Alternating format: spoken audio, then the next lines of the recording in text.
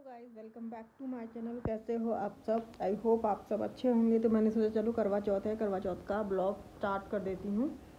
तो आज जो है मैं नहा धो ली हूँ और आज के दिन थोड़ा सा मैं लेट नहाती हूँ। जैसे मॉर्निंग में नहीं नहाती हूँ, जल्दी नहीं नहाती हूँ, थोड़ा सा लेट नहाती हूँ।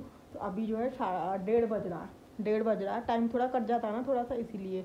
और मैं नहा कर रेडी हूँ, थोड़ा सा मतलब ये पहना है, बाकी शाम को तैयार होंगी। और अभी मैं नेल पॉलिश वगैरह लगाऊंगी। तो देखते हैं आगे क्या शेयर करती हूँ। रेडी होंगी तो वो भी आपके साथ शेयर करूँगी। तो फिर मिलते हैं थोड़ी देर में।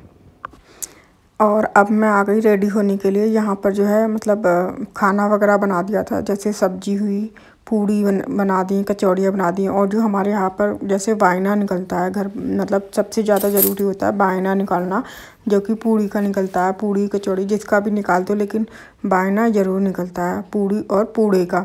जो मीठे पूड़े होते हैं, आपके यहाँ क्या बोलते हैं पता नहीं, लेकिन हमारे यहाँ पर यहाँ ससुराल में पूड़े बोलते हैं। तो उसका बायना निकलता है। वो सब बनाने के बाद फिर से मैंने साड़ी पहनी, क्योंकि जब खाना बनाते टाइम साड़ी नहीं पहनी जाती, मतलब थोड़ा बहुत होता है ना कि ऑयल लग जाएगा या कुछ हो जाएगा। तो फिर इसीलिए मैंने ना साड़ी पहले खाना बनाया, फिर उसके बाद रेडी हुई।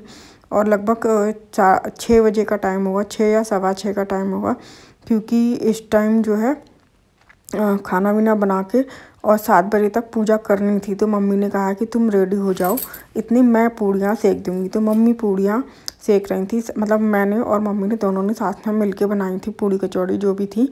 लेकिन मम्मी बोली कि मैं सेक रही हूँ, इतने तू तैयार होके आ जा। तो मुझे मतलब ज़्यादा मेकअप नहीं करना था, मतलब जैसे कि मैं ज़्यादा मेकअप करती भी नहीं हूँ और ना ही मेरे हस्बैंड जी को पसंद।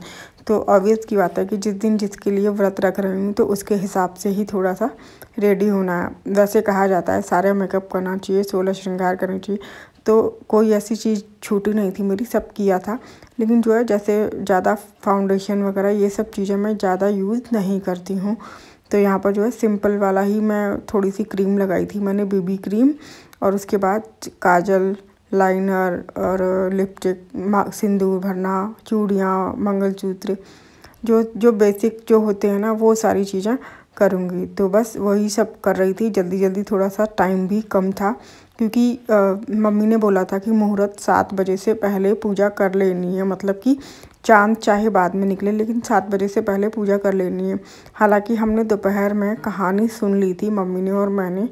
कहानी जब सुनते हैं तो वो सुन ली थी मैंने, और दोपहर में ही पूजा की तैयारी कर दी थी। जैसे चौकी लगाना हुआ, माता की फ़ोटो लगाना हुआ, जल भर के रखना, ये सारी चीज़ें मैं तैयारी दोपहर में ही कर दी थी। और जो गौरा माता बनाई जाती हैं, मिट्टी की गौरा माता बनाई थी, वो भी मैंने बना के रख दी।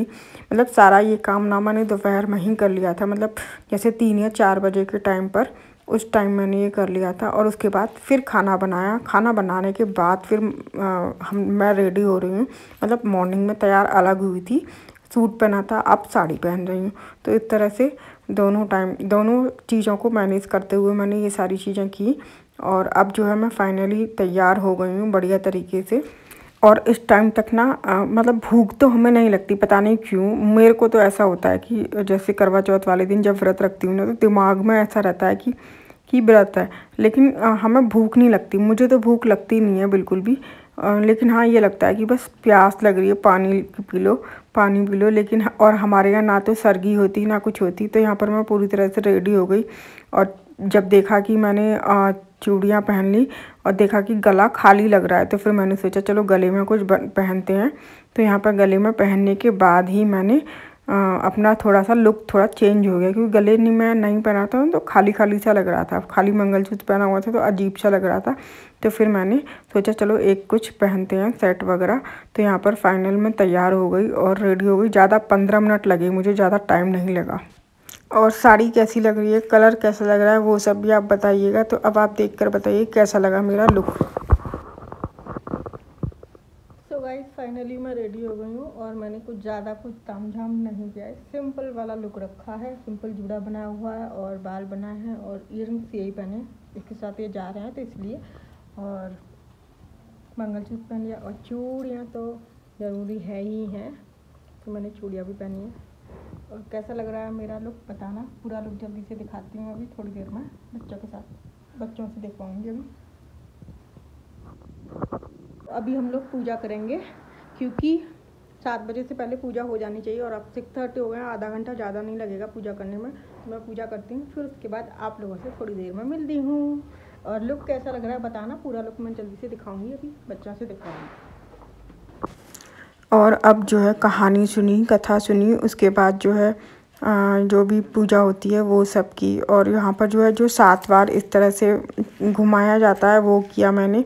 और मेरी देवरानी नहीं है, तो पहले देवरानी होती थी तो देवरानी के साथ कर लेती थी, लेकिन जब से देवरानी ने शिफ्ट किया है तब से मतलब नहीं, मैं अकेले ही कर रही हूँ मतलब। तो इसमें क्या होता है कि ये देवरानी जेठानी के साथ ही करते हैं।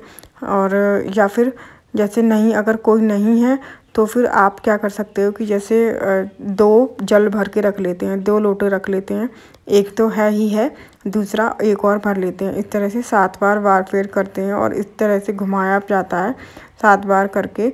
और बच्चों से ये मैंने वीडियो बनाई थी तो ज़्यादा कुछ खास बनाई नहीं, बच्चों ने जैसे भी बनाई, बट मैंने आपके साथ शेयर कर रही हूँ क्योंकि मुझे था कि मैं अपने त्यौहार का शेयर करूँ आपके साथ।